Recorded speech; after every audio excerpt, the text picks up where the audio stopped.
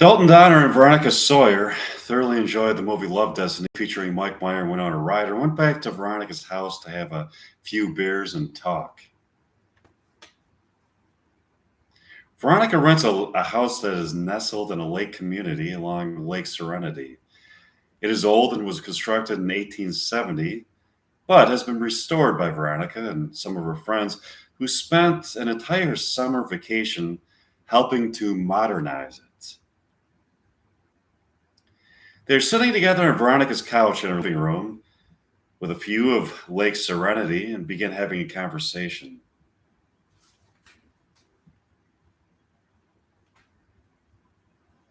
This is a beautiful house, Veronica. I know, I wish I owned it. Can't afford it? No, are you serious? And the money they paid me at Westerberg High School? If I moved in with you, Veronica, I'm sure we could afford it together. That would be wonderful, Dalton. I like you, but I need more time to decide if our relationship has the potential for commitment. Why would you even ponder the notion that I would consider cheating on you?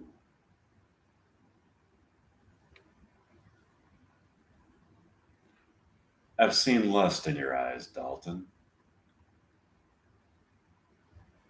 Like I said before, it's a lust for scientific knowledge. I'm supposed to have that. I'm a science teacher. I'm unconvinced. I think we have a beautiful platonic relationship, Veronica. And that union of souls is so valuable that I wouldn't consider discarding it for some cheap sex. The profound love that a man and a woman can have achieved together brings such a feeling of fulfillment to the mind, body, soul, and spirit that to live without it is to live an empty life roaming the barren, soulless lands of desperation. I think we are beautiful together too, Dalton. But I know that you are a horny guy. I don't want you to misguide your sexual pleasure. You could trust me, Veronica.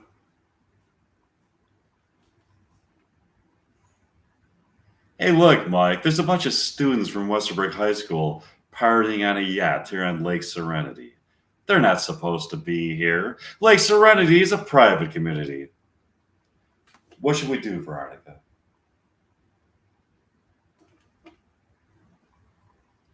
Are we going to call the police on our own students? Maybe we should take a boat and talk to them. Do you feel comfortable doing that? Yeah, sure. Mike and Veronica take a boat to the yacht where the students are. Dalton and Veronica see their students partying on a yacht. They're smoking pot and drinking cases of beer. They look like they're having fun. Excuse me.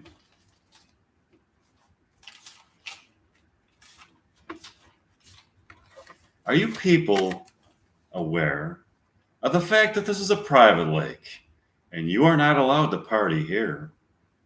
A guy named Jim Randolph responds to him.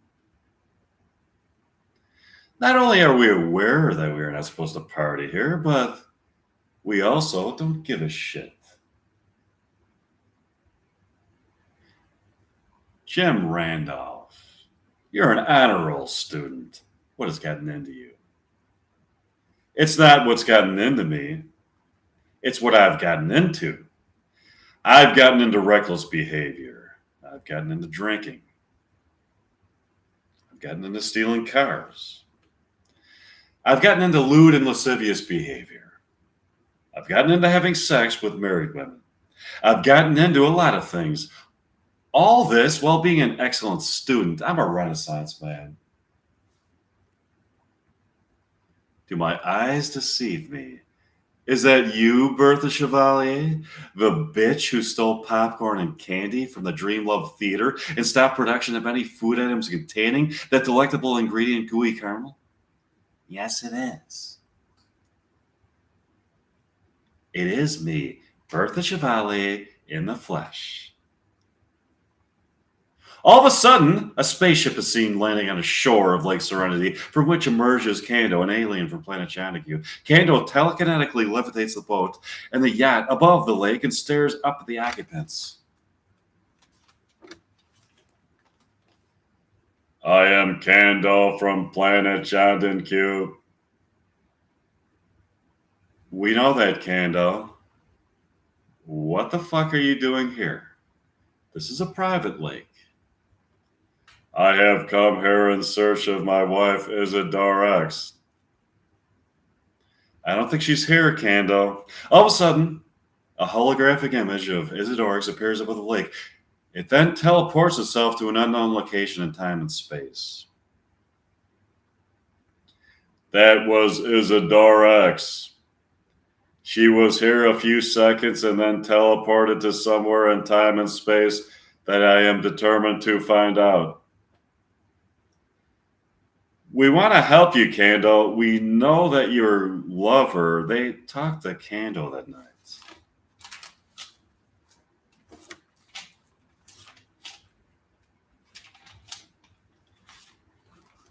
Dalton and Veronica went back to Veronica's lake house that evening to discuss the events of the evening.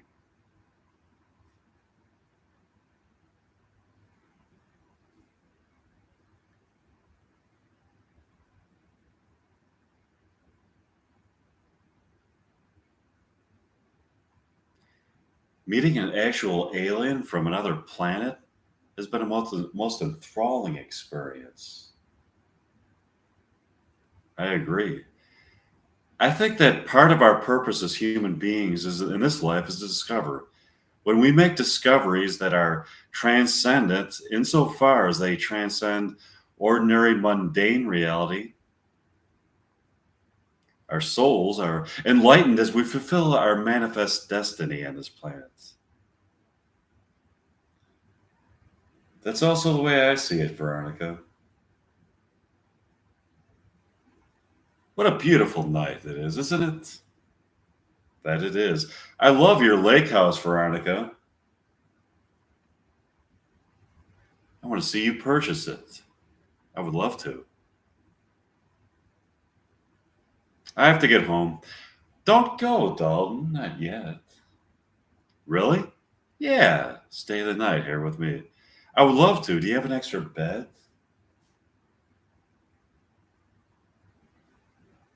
We don't need an extra bed, Dalton. You could sleep in my bed with me. You got me, Veronica. I would love to sleep in your bed with you.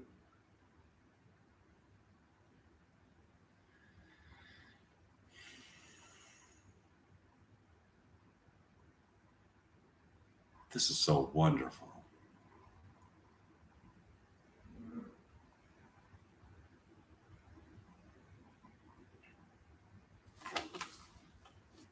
I hope this means that our relationship is getting to a more profound place. We'll find out. They enjoyed the night.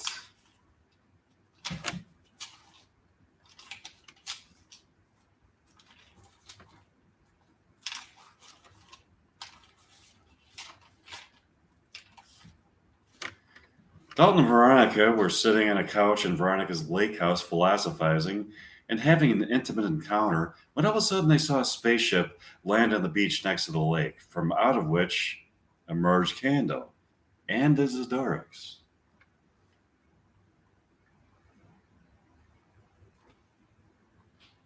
I don't believe my eyes, Veronica. Is that Kando and Isidorix back together? It looks like it is to me, Dalton. Let's go outside and talk to them. Dalton and Veronica walked to the beach to see two extremely happy looking aliens from planet John and Q in a love embrace.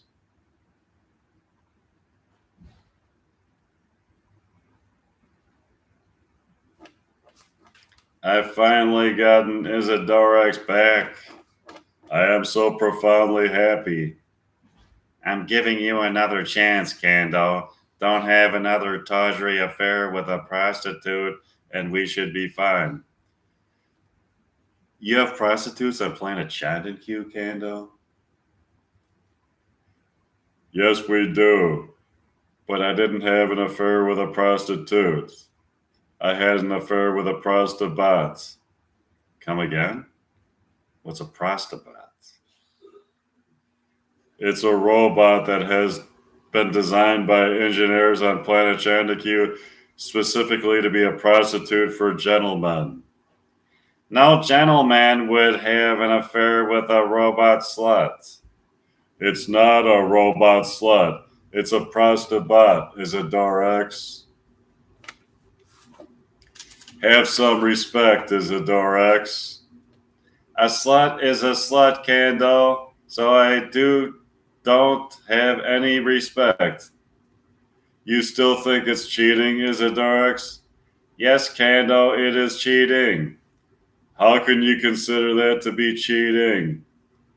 The prostabat is an inanimate object with no soul, feelings, emotions, or intuitions. If the prostabat is an inanimate object with no soul, feelings, emotions, or intuitions, then why were you angry when I called it a robot slut? That's a good point, Kando.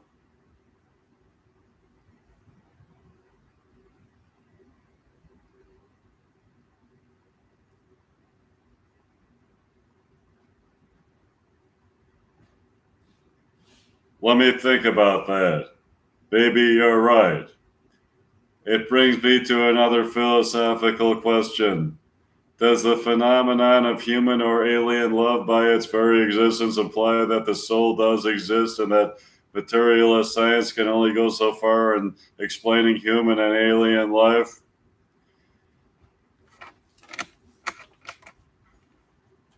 Maybe, Candle. If the materialist scientists were completely right, a person could infer from their theories love is a brain state or a neuronal pattern in the human brain that perhaps is an evolutionary adaptation. What do you think, Dalton? I'm a science teacher, as you know, and I believe that love does exist, Veronica. My scientific theories are grounded in both more materialist ideas of Einstein and the ideas of quantum physics postulated by such people as Erwin Schrödinger. I think the fact that you want to believe in the existence implies that it exists. I believe in love, Veronica. I love you. I love you too, Dalton. Let's enjoy the night. They had a wonderful night.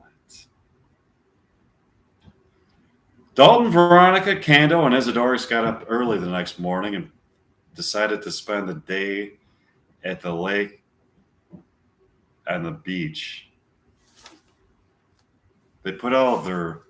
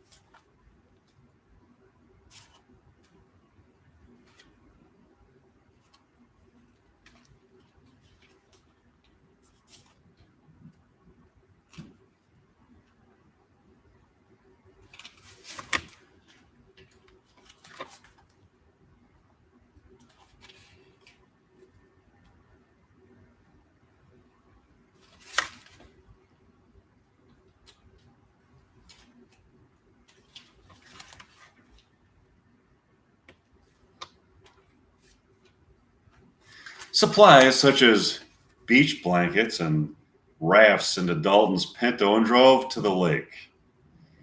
Here's the conversation they had in the car.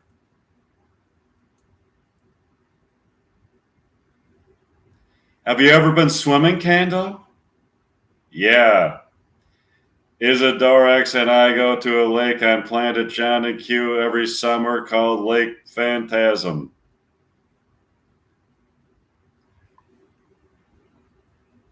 Why do they call it Lake Phantasm? Because there are ghosts and phantasms that linger on the lake at night. Phantasmagoric spirits can be heard at play in the rustling of the leaves in the trees and on the surface of the lake. It is a menacing presence, and yet a presence that is also exhilarating. When you make love to your lover on the lake, there is a feeling that you are being watched by these unseen entities. These specters bring out a passion in alien lovers that strengthens the love. That's beautiful, Kando. They finally get to the beach. Standing on the beach is the prostitute that Kando had an affair with. She has an angry look on her face. They get out of the car to talk to her. Fancy seeing you here, Kando. What are you doing here, Barbara? Barbara, the prostitute. I'm here to talk to you. We just had a tawdry affair, Barbara. This is my wife, Isidorex.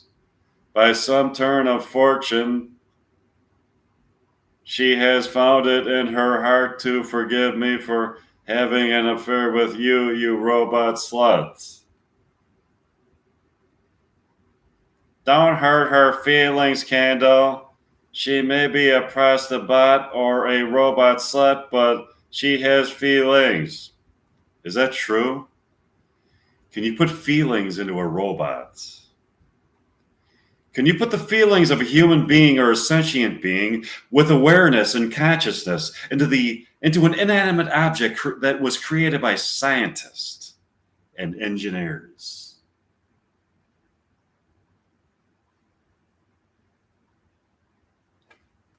If we could put the feelings of a human being or a sentient being into a robot, that means that people can create life. As a science teacher, that is a question that science is asking. The main question is whether matter gives birth to mind or mind gives birth to matter. For the sake of argument, let's assume that a robot does have feelings. With that assumption in mind, be kind to her. She has a sentient mind and awareness. That is correct. But you are a robot slut, Barbara. I just needed a little bit of sexual arousal. That's it, Kando. If you are admitting that Barbara is not an inanimate object, but a sentient being with feelings, that I am leaving you, in that case, it was adultery. She may be a sentient being with feelings, but they are nothing like the feelings that I have for you, Isidorex. You have feelings? Good. You are really going to feel this. Isidorex kicks Kando in the balls. He starts jumping around, screaming in shrill agony. Isidorex instantly teleports back to planet John Q, leaving Kando in both physical pain and heartbreak. That sucks, Kando. We feel bad for you, Kando. We would like to help you get Isidorex back. That would be very nice of you. We would be happy to have a friend. You deserve to be happy. They talked the candle into the evening. I'll see you soon for a continuation of my Heathers.